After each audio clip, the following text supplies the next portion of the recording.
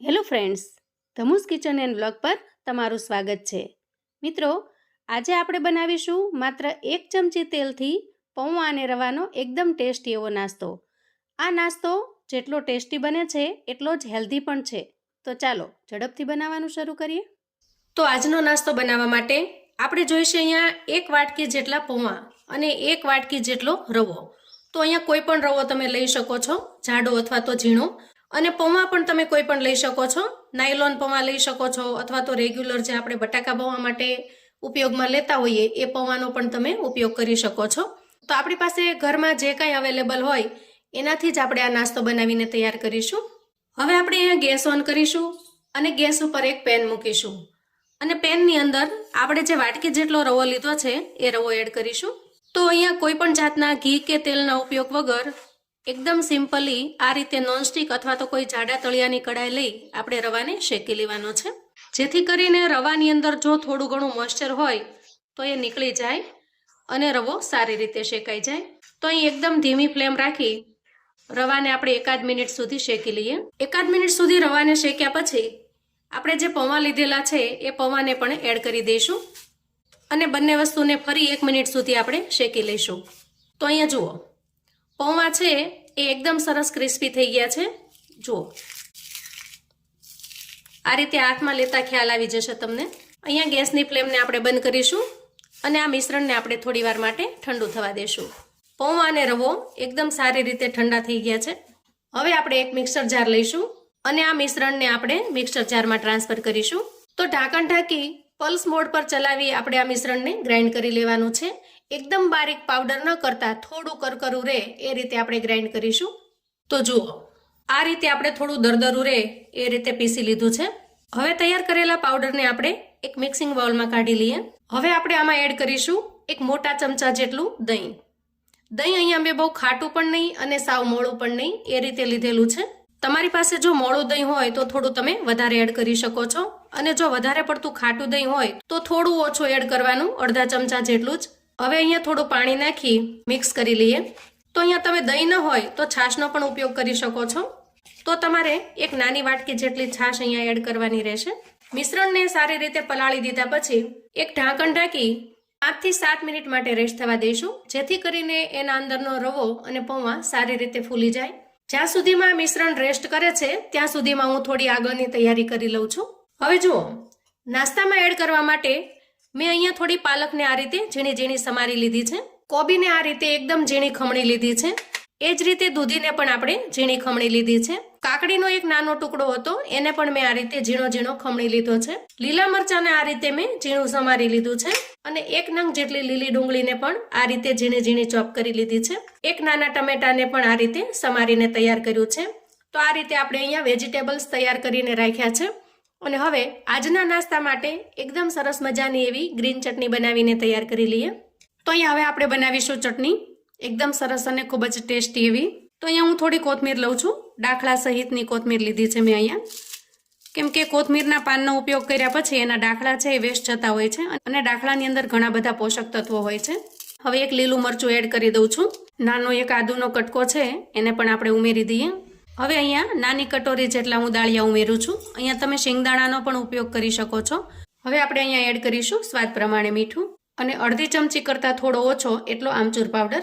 હવે આપણે અહીંયા થોડું પાણી એડ કરીશું, 4 થી 5 ચમચી જેટલું, અને ઢાંકણ ઢાંકી એકદમ સરસ ચટણી બનાવીને તૈયાર કરી લઈએ. આપણે આ રીતે ચટણી બનાવીને તૈયાર કરી લીધી છે. હવે જુઓ, અંદાજે 7 મિનિટ જેટલો સમય થયો છે. તો અહીંયા આપણે મિશ્રણની કન્સિસ્ટન્સી જોઈએ, એકદમ ઘાટું બની ગયું છે. જુઓ, તો સૌથી પહેલા થોડું પાણી એડ કરીશું અને બેટરની કન્સિસ્ટન્સીને આ રીતે આપણે બેલેન્સ કરી લઈશું. ચમચામાંથી એકદમ ઝડપથી નીચે પડતું નથી. આ રીતે થોડું થીક રહે એવું આપણે અહીંયા મિશ્રણ બનાવીને તૈયાર કરવાનું છે. હવે આપણે સમારેલા વેજીટેબલ્સને આપણે એડ કરીશું. તો અહીંયા સૌથી પહેલા હું ઝીણી સમારેલી કાકડીને એડ કરી દઉં છું અને ત્યાર પછી ઝીણી સમારેલી કોબીને એડ કરીએ. લીલી ડુંગળી એડ કરી દઈએ. ઝીણું સમારેલું ટમેટું પણ એડ કરીશું. લીલું મરચું એડ કરીશું. ઝીણી ખમણેલી દૂધીને પણ આપણે એડ કરી દઈએ અને ત્યાર પછી આપણે એડ કરીશું સમારીને તૈયાર કરેલી પાલકને. અને હવે બધા જ વેજીટેબલ્સને આપણે મિશ્રણની અંદર મિક્સ કરી દઈએ. આજની રેસીપી મિત્રો એકદમ હેલ્ધી અને ખૂબ જ ટેસ્ટી બનવાની છે, કેમ કે આપણે આના અંદર ભરપૂર પ્રમાણમાં વેજીટેબલ્સનો ઉપયોગ કરેલો છે. જુઓ, અહીંયા બધા જ વેજીટેબલ્સ સારી રીતે મિક્સ થઈ ગયા છે. હવે આપણે આના અંદર સૂકા મસાલા કરી લઈએ. સૌથી પહેલા એડ કરીશું સ્વાદ પ્રમાણે મીઠું. અડધી ચમચી જેટલી આપણે અહીંયા હળદર એડ કરીશું અને 1 ચમચી જેટલું આપણે અહીંયા ધાણા જીરું પાવડર એડ કરીશું. અહીંયા મિશ્રણમાં મેં લીલું મરચું એડ કરેલું છે એટલે લાલ મરચું એડ કરતી નથી. તમારે જો વધારે સ્પાઇસી ખાવું હોય તો તમે લાલ મરચું પણ એડ કરી શકો છો અથવા તો થોડા ચીલી ફ્લેક્સ પણ એડ કરી શકો છો. હવે અહીંયા 4 થી 5 ચમચી જેટલું પાણી એડ કરી બધા જ મસાલાને મિક્સ કરી લઈએ. આ રીતે આપણે બેટર બનાવીને તૈયાર કરવાનું છે. એકદમ ઘાટું પણ નહીં અને સાવ પતલું પણ નહીં. હવે આપણે આમાં એડ કરીશું અડધી ચમચી જેટલો ઇનો ફ્રૂટ સોલ્ટ. અહીંયા તમે ખાવાનો મીઠો સોડા પણ લઈ શકો છો. જો થોડું પાણી નાખી અને ઇનોને હું એક્ટિવેટ કરી લઉં છું અને હવે ઇનોને આપણે સારી રીતે મિક્સ કરી લઈએ. આ નાસ્તાને તમે ઘણી જુદી જુદી રીતે બનાવી શકો છો. તો અહીંયા ગેસ ઓન કરી અને પેન મૂક્યું છે અને એમાં આપણે અડધી ચમચી કરતાં પણ ઓછું એટલું તેલ લઈશું અને પેનની અંદર આપણે થોડી રાઈને આ રીતે સ્પ્રિંકલ કરી દઈશું. તો આજનો નાસ્તો એકદમ ઓછા તેલની અંદર બનાવીશું. જુઓ રાઈ આ રીતે થોડી થોડી ફૂટી જાય એટલે આપણે પેનની અંદર મિશ્રણ નાખીશું. પેનની અંદર મેં 2 ચમચા જેટલું મિશ્રણ એડ કરેલું છે. હવે આપણે ઢાંકણ ઢાંકી 2 થી 3 મિનિટ માટે થવા દઈએ. અંદાજે 3 મિનિટ પછી આપણે ચેક કરી લઈએ. ઉપરની સાઈડ છે એ સારી રીતે સુકાઈ ગઈ છે, મતલબ કે નાસ્તો નીચેની સાઈડ સારી રીતે શેકાઈ ગયો છે. અહીંયા આપણે નાસ્તાની સાઈડ ચેન્જ કરી લઈએ. હવે આ જ રીતે આપણે નીચેની સાઈડ થવા દેવાનું છે. જુઓ નાસ્તો એકદમ સારી રીતે શેકાઈ ગયો છે, આગળ અને પાછળ બંને સાઈડ. જુઓ તો હવે તૈયાર થયેલા નાસ્તાને આપણે એક પ્લેટમાં લઈ લઈએ. હવે જુઓ તમારી પાસે નાનું પેન ન હોય અને આ રીતે નોનસ્ટિક પેન હોય તો પણ તમે એમાં નાસ્તો બનાવીને તૈયાર કરી શકો છો. તો અહીં આપણે 1 ચમચી જેટલું તેલ ફરતું ફરતું સ્પ્રેડ કરી દઈએ. પછી જુઓ ચપટી જેટલી રાઈ લઈ અને આપણે આ રીતે ફરતી ફરતી સ્પ્રેડ કરી દેવાની છે. અહીંયા રાઈ નાખવી બિલકુલ ઓપ્શનલ છે, પણ એકદમ સરસ લુક આવે અને ટેસ્ટ પણ સારો આવે એટલા માટે મેં રાઈનો ઉપયોગ કરેલો છે. તમે અહીંયા કાળા તલ અથવા તો સફેદ તલનો પણ ઉપયોગ કરી શકો છો. થોડા મીઠા લીમડાના પાન પણ એડ કરી શકો છો.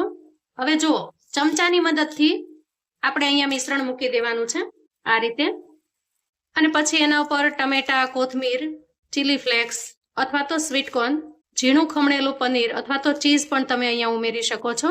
હવે ઢાંકણ ઢાંકી 3 થી 4 મિનિટ સુધી થવા દેવાનું. જુઓ થોડી વાર પછી આપણે ચેક કરી લઈએ. નીચેની સાઈડ એકદમ સારી રીતે ચડી ગયું છે, તો અહીં આપણે સાઈડ ચેન્જ કરી લઈએ. એકદમ સરસ તૈયાર થઈ ગયું છે. હવે ફરી આપણે થોડી વાર માટે ઢાંકણ ઢાંકી દઈએ જેથી કરીને નીચેની સાઈડ પણ સારી રીતે ચડી જશે. તો હવે આપણે ઢાંકણ ખોલીને ચેક કરી લઈએ. બંને સાઈડ એકદમ સરસ ચડી ગયા છે. તો સાંજની નાની મોટી ભૂખમાં આ નાસ્તો તમે ફટાફટથી બનાવીને તૈયાર કરી શકો છો. તો મિત્રો મારી રેસિપી તમને જો થોડી ઘણી પણ પસંદ આવતી હોય તો પ્લીઝ ચેનલને સબસ્ક્રાઇબ કરજો. વિડીયો ગમે તો લાઈક અને શેર કરજો. તમારા સગા સંબંધી મિત્રોને પણ આપણી આજની આ સરસ મજાની રવા અને પૌવાની રેસિપી ચોક્કસથી શેર કરજો, જેથી એ લોકો પણ ઇન્સ્ટન્ટથી આવી રેસિપી બનાવીને તૈયાર કરી શકે, એન્જોય કરી શકે અને એના પરિવારને પીરસી શકે. આ રેસિપીને તમે સવાર કે સાંજના નાસ્તામાં બનાવીને તૈયાર કરી શકો છો. ફટાફટથી બની જશે. બાળકોને ટિફિન બોક્સ કે લંચ બોક્સની અંદર પણ આપી શકો છો. બાળકોને પણ આ નાસ્તો ખૂબ જ પસંદ આવશે. તો જુઓ નાસ્તો બનીને તૈયાર થઈ ગયો છે. અહીંયા આપણે ગેસની ફ્લેમને બંધ કરીશું અને ટેસ્ટી એવા નાસ્તાને સર્વ કરી લઈશું. તો જુઓ આપણો એકદમ ટેસ્ટી અને ખૂબ જ હેલ્ધી એવો નાસ્તો બનીને તૈયાર છે. અહીંયા તમે એનો લુક જોઈ શકો છો. જોતા જ મોઢામાં પાણી આવી જાય એવો સરસ બનીને તૈયાર થાય છે. ઉપરથી ક્રિસ્પી બને છે જુઓ, અને અંદરથી એકદમ સરસ સોફ્ટ બનીને તૈયાર થાય છે.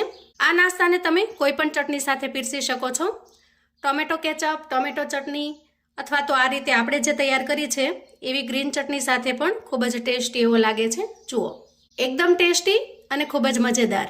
તો હવે જ્યારે પણ તમારે કશું ઝટપટથી બનાવવું છે અને સાંજના સમયે કશું હળવું ખાવું છે તો આ બનાવીને તમે તૈયાર કરી શકો છો, કેમ કે રવો અને પૌવા બંને પચવામાં એકદમ સરળ હોય છે. તો આ રીતે તમે ક્યારેય જો નાસ્તો બનાવીને ટ્રાય ન કર્યો હોય તો એક વખત મારા કહેવાથી ચોક્કસ બનાવજો. તમને ખરેખર આ નાસ્તો ખૂબ જ પસંદ આવશે. તો મિત્રો આવું અવનવું જાણવા માટે વિડીયોને લાઈક કરો, શેર કરો અને ચેનલને સબસ્ક્રાઈબ કરો. ફરી મળીશું નવી રેસિપી સાથે. ત્યાં સુધી આવજો મિત્રો.